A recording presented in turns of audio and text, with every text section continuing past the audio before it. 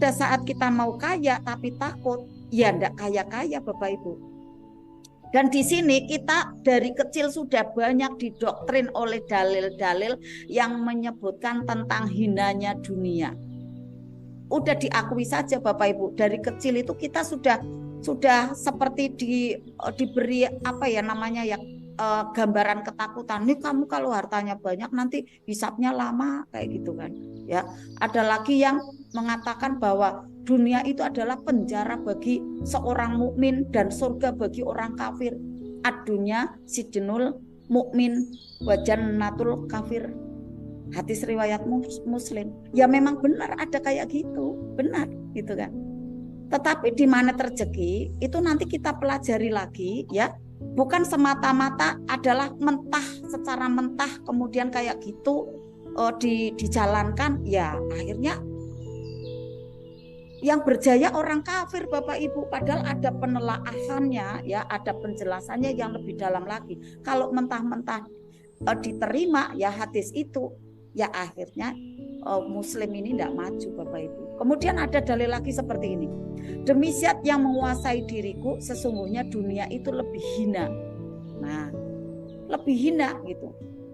Yang selanjutnya ya, para pemuka agama gitu kan, banyak yang membawakan ini Bapak Ibu, membawakan ini dan secara ekonomi ya tidak maju-maju Bapak Ibu. Lebih hina bagi Allah daripada kambing bagi pemiliknya. Seandainya dunia itu seimbang di sisi Allah dengan sayap seekor nyamuk, niscaya Allah akan memberikan minum kepada orang kafir dari dunia walaupun seteguk air. Ini maknanya dunia itu hina sekali di hadapan Allah. Akhirnya tidak dilirik gitu kan. Padahal dunia bisa menjadikan jembatan. Jembatan ini bagi akhirat yang nanti di akhirat itu terbangun ada rumah yang megah untuk kita. Dunia itu jembatan Bapak Ibu. Tapi kalau jembatannya keropos, tidak kuat, mana bisa bangun ada rumah di sana Bapak Ibu. Yang ada sholat nih Allahu Akbar, teringat, waduh saya tidak punya uang untuk bayar listrik, udah jatuh tempo nih. Allahu Akbar, wah anakku bayar SPP sekolah gimana? Bagaimana mau khusyuk sholatnya gitu Bapak Ibu ya. Nah ada dalil lainnya. Barang siapa yang mencintai dunianya, niscaya ia akan membahayakan akhiratnya. Dan barang siapa yang mencintai akhiratnya, niscaya dia akan membahayakan dunia. Maka utamakanlah apa yang kekal daripada apa yang binasa. Nah, enggak mau tuh. Enggak mau dengan ada seimbang antara dunia dan akhirat, antara akhirat dan dunia. Ya kalau akhirat ya akhirat aja. Udah kerja seadanya gitu.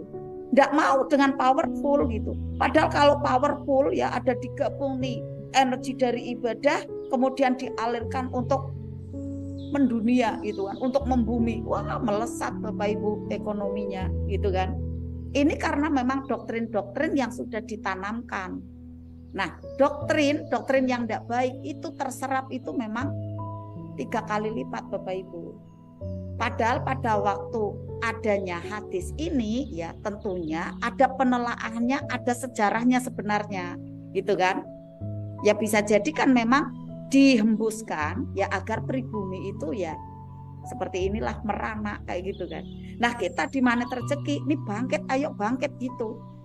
Karena kalau ndak bangkit nih gimana nih negara kita diduduki oleh orang luar Bapak Ibu. Gimana berjaya pribumi kalau kita ndak mau bangkit kayak gitu kan.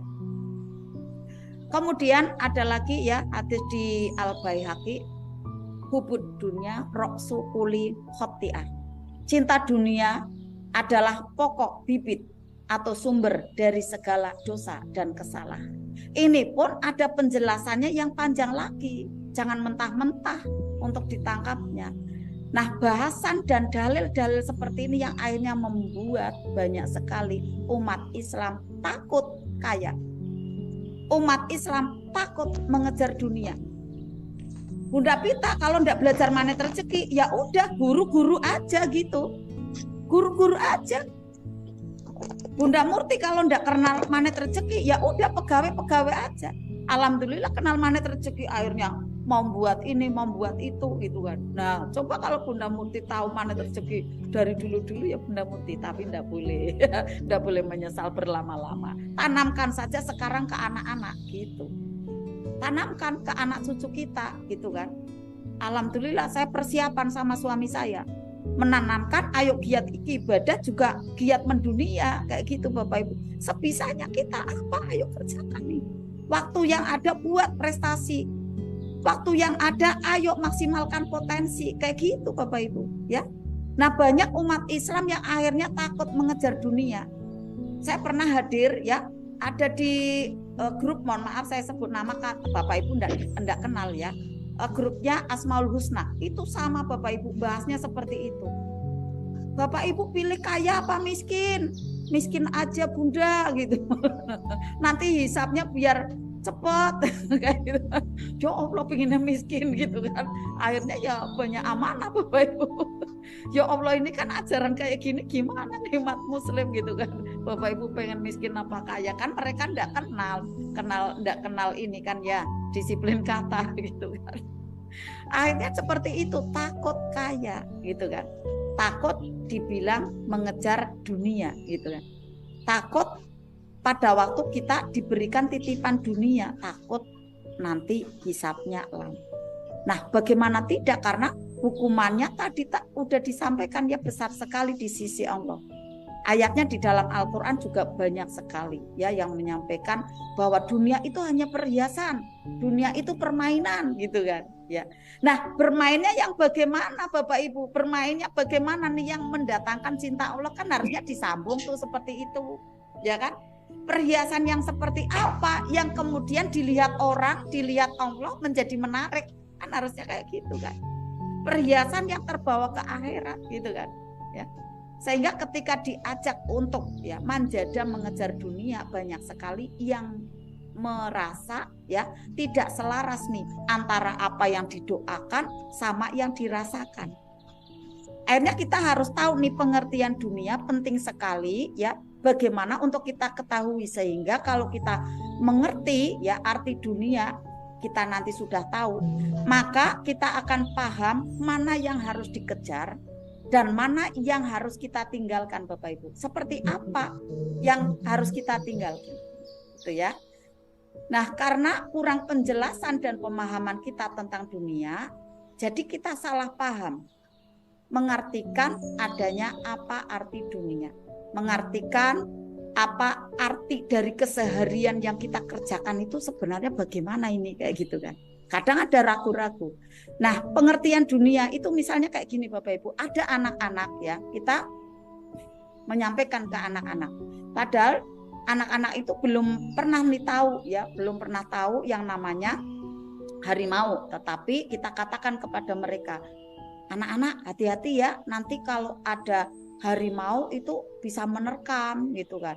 Lalu anak-anak itu nggak tahu bentuknya harimau, kita nggak menjelaskan gitu kan. Nah, dalam bayangannya anak-anak, imajinasinya, visualisasinya harimau itu adalah seekor hewan yang punya telinga panjang, jalannya lompat-lompat warna putih.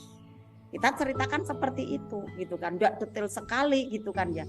Yang terjadi ya akhirnya pada waktu anak-anak itu melihat hewan seperti itu, padahal ya melihatnya kan kelinci gitu. Ternyata kelinci itu hewannya.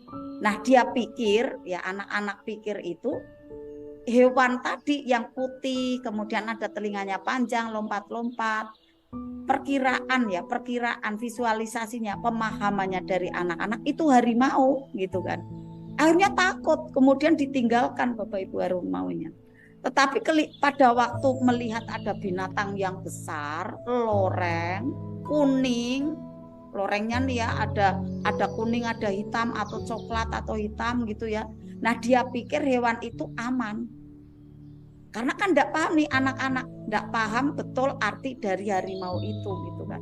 Nah, pada waktu ada harimau beneran gitu dibuat mainan, apa yang terjadi? Yang terjadi akhirnya anak-anak itu dimangsa oleh harimau tersebut karena tidak paham. Nah, kita seperti anak-anak nih pada waktu kita diberitahu tentang dunia gitu kan. Nah, sekarang ini ayo untuk kita pahami ya.